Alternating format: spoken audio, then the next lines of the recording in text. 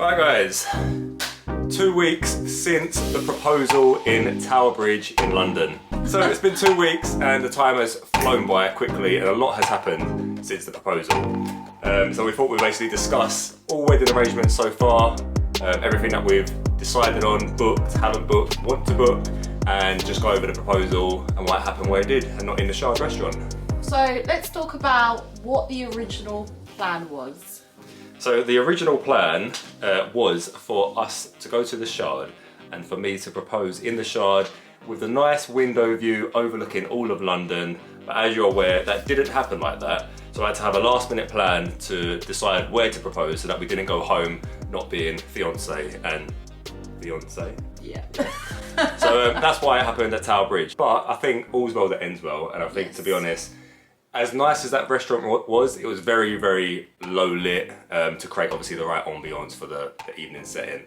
But it wouldn't be ideal to actually propose there after actually being there, because I think I'd show you the ring. I don't think you'd even see the ring. No, I think it all happened the way it was supposed to, really. Yeah, I'd say so. So, if you could have done it again, would you have done anything differently? Knowing what you know now. I think in hindsight, like I said, I think all's well that ends well, and I think the overall day, other than that one little hiccup at the Shard, I think the overall day went perfect. So I don't think there's anything that I would change. You're happy with the ring? So that's always a plus. I love my ring. Do you know what? I don't have it on. Oh yeah. Should put the ring on before we start the video. Do you actually know where the ring is? So I still do this thing where I take it off in the morning to shower, to wash my face. This has been off since the morning. It's actually been off, and I keep meaning to put it on, but I keep forgetting. But yeah, I will put it on. But she promises that she likes the ring. I do like the ring. We was looking at basically getting the ring because it was a tad bit too big, but like I say, it did fit her finger because the other ring she's got was the exact same size, which was the perfect fit. Yeah. But there was a little bit of movement and it kept swirling round. So rather than me sending it off and getting adjusted, we basically decided to get the little, what's it called? I think they're called ring size adjusters, and I got mine from Amazon. It was like really cheap, and it comes with like a pack of different sizes and thicknesses. Then you just clip it onto the bottom of the circle bit of the ring, and then it just works like a charm. Okay, so I've got to ask you, at the end of the proposal video, I did obviously say to you that I was going to propose in Thailand initially. But then I decided not to because of obviously the whole faff of going through the airport. I didn't want them, like, security to basically bring out the ring or just anything that could have happened. My mind was just playing wonders, so I thought it's best not to do it in Thailand. But did you have any sort of idea that I was going to propose when I did? Or the way I premised it was that we were going to London to celebrate 1 year of being in this house. Or being in this house together, basically. So, which is quite unusual. I mean, you're not really going to go all the way to London and do bits and pieces and then go to the Shard just to celebrate moving in and living together for a year.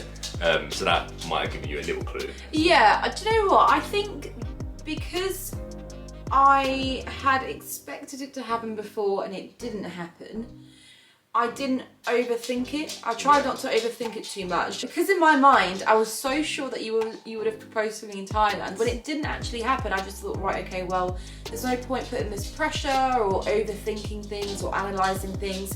So I kind of, I felt like there was a part of me that was like, oh, could this be it? But I just didn't allow myself to really overthink that because, you know, you're kind of like setting yourself up for like disappointment. She won't say disappointment, basically. I've disappointed her too many times by not proposing, but this time I got it right. Yeah. That was my initial thought process. Like I say, the holiday away was absolutely amazing, and the proposal itself amazing, and it's another milestone. So rather than tying the two together, I just decided to do like both things separately, and I think it worked out well. Beautifully. Yeah. So, what's happened since the proposal 2 weeks ago? It's only been 2 weeks. Only been 2 weeks. But a lot has happened. A lot faster than I thought it would, to be honest. He keeps saying to me, didn't realise it was going to be all guns blazing as soon as I proposed. As soon as I proposed on the Saturday, and on Sunday when I woke up, it was like wedding, and all the plans. Not saying it was like, you know, that I didn't want to get married quickly, obviously, but it was like we had to decide on all the factors of, because basically, okay, I'm getting ahead of myself. So rewind. We have booked our venue and the wedding day is, drum roll please, 11th of July 2025. Now, in 9 months' time. Yeah, 9 months' time, not long. I think we have to start with, why did we book it for next year? Why not 2026? I think the real reason for that is because we know we're ready to get married. We know we're ready to get married. No, we know we are ready. Yeah, whatever you said before. No, we know we are ready to be married. We think we should get married in 2025, and we happened to stumble across, well, okay, I'll give you some credit. Jermaine happened to stumble across this beautiful wedding up north that we fell in love with and could accommodate our needs. Now, originally, we did want to get married abroad. However, we felt that with being married in 2025, it would be a little bit of a rush notice for everyone to find for us to find a venue abroad, and then for everyone to make it there, and we didn't want to postpone the wedding to 2026. So then we decided to find this lovely venue up north in Newcastle, near Newcastle. Yeah, near Newcastle. I think it's Northumberland or Northumbria. I keep getting the two confused. Yeah. So it's up north, and the inside has a very French chic feel, and the outside, the gardens have a very Mediterranean feel, and it's stunning. It literally makes you feel like you're on holiday, to be honest. Yeah. It's really beautiful. Yeah, so we fell in love with the venue, and so we called them on the same day. I think it was a Monday we had this conversation. By the Monday, we'd found this venue, and we decided we wanted to get married in 2025, and we started that whole process of just inquiring, and they created a bespoke package for us. We're going to have about 40 people attending. We didn't want anything too big. We always said we wanted a more intimate day, just with our closest friends and family, and we're really sort of intimate and special. So that was a perfect venue for that. So from there, there was a lot of going back and forth with the venue, but then we've actually booked and paid a deposit. So the wedding will be on the Friday, the 11th of July, 2025. One thing I will say is, as much as you think you know what you want for the wedding, when you look at the wedding venue's website, it's broken down into all the things that's involved. Like, you got the croquets, I didn't even know what that was. You got different drinks. Croquets? Is it croquet? What are you talking about? The little sample food thing they give you, starts with C. No, not the croquets. What's it called? What's it called? I swear it's called croquet. I can't remember what it's called now. We'll insert that somewhere on the screen. But they've got the little food snack nibbly bits. Then you've got obviously the evening meals. You've got the drinks that are included for the toast. You've got different photo scenarios around the wedding. They include things like cake stands. Some include decor, some don't include decor. Some include overnight stays on the wedding night, some don't. You've got royal post boxes, which we had no idea what that was, but that's just for the guests to put little notes and memorabilia within the box, basically. But in a nutshell, there's loads of information there. It's a bit overwhelming, but then you still go away more baffled than what you was initially. So we've had a few Zoom meetings with them to confirm the details. Zoom meetings? Zoom meetings, like via Skype or whatever it is.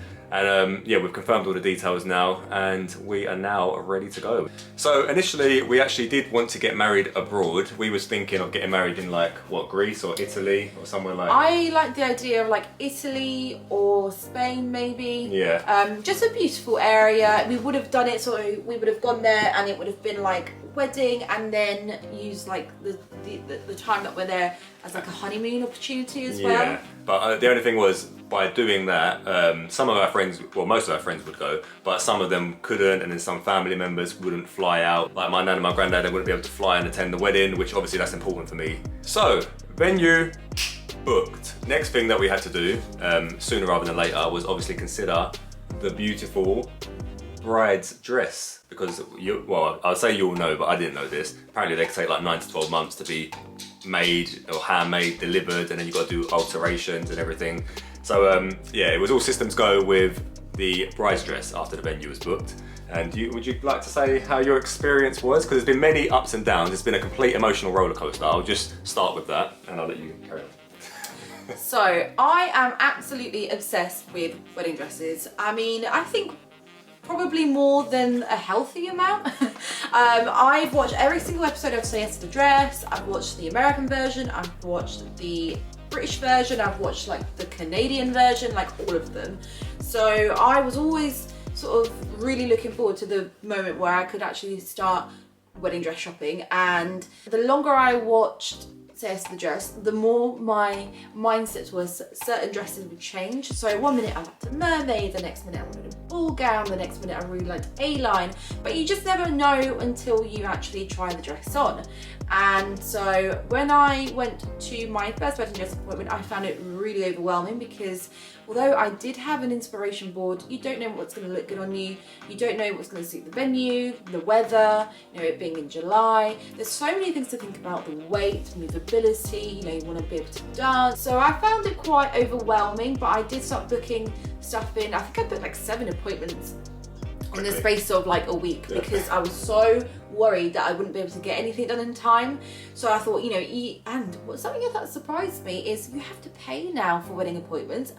Last time, this was a few years ago, but last time I was a bridesmaid, we didn't have to pay. Like, you just booked it and turned up and that was it. But inflation. Yeah. We decided to have 2 bridesmaids and 2 groomsmen. Jay hasn't decided yet. I was gonna say, which is yet to be decided because I'm not sure. All the videos, again, I don't know like all the ins and outs and the intricacies of weddings, but a lot of videos and pictures that I've seen of other people's weddings and weddings that I've been to, well, I've only been to 1 or 2. There's a lot of groomsmen and there's a lot of bridesmaids. So like 3 or 4 or 5 or 6. So I'm not sure if 2 is a good number or if I want more, but that can be decided anyway. Okay. No rush. Yeah, no rush. Yeah. So yeah, anyway, for now, we've decided on 2. So, venue, booked. Wedding dress, almost booked. You think you've decided on the wedding dress, but you're not quite sure yet. You haven't paid a deposit just yet. I think I may have found the one, but I'm not quite ready to commit to that dress. I feel like I need to try a few more on before I can really, really say yes to a dress. Yeah, I think what it is, in a nutshell, is she's found the dress and she knows it's the one because when she wore it, I've been told, obviously I'm not privy to what actually happened, I've not seen it, you know, traditional, but everyone that was with her and Nicolli was in tears as soon as this dress went on and the veil went on. Is it the veil? Veil? Yeah, veil. Veil. So I think she knows it's the dress, but you've always had this dream, or you've envisioned the fact that you had to try on like a billion dresses and try all the shops and everything. Not a billion, but in the back of my mind, I am a little bit like, oh my god, what if there's a better dress and I haven't seen it or found it? You know, this is the most important dress I'm ever going to wear, so it's got to be right, because what if I change my mind? What if I don't like it in a month's time? Yeah. So you've got a few more books to go and look at. And the thing is I don't actually have that long because not every designer is going to be able to get the dress in time. So I actually really need to decide something within the next few weeks. So now, other than the dress being secured, I think it's just time to kick back and relax. You know, right? Time to put a chill pill in motion and just relax. I don't think so. We've still got a lot of other things to confirm. We've got the band or DJ, we've got flowers, we've got decorations, the cake. You've got to find a suit. Yeah. Well, I did actually, when we went to Thailand, I got 2 suits made. One I've worn already for your mum's wedding, didn't I? Yes. It was a really lovely suit as well. And then I've got one other suit which I got like custom made.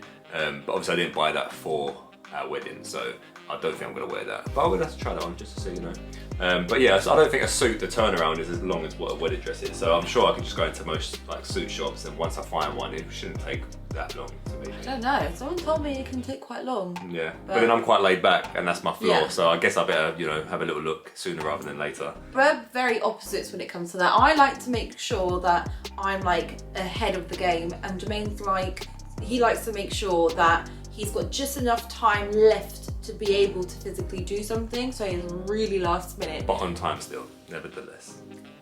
I think that is pretty much it for this 2-week update post-proposal. On the next few videos, we'll give you any updates that happen along the way, any changes, anything that's booked and confirmed. I'm sure by the time we shoot the next video, Nicolli will have her beautiful wedding dress on standby. And then my suit might be made and decided about a week before the wedding. So yeah, until next time guys, Jermaine, Nicolli, 11th of July 2025.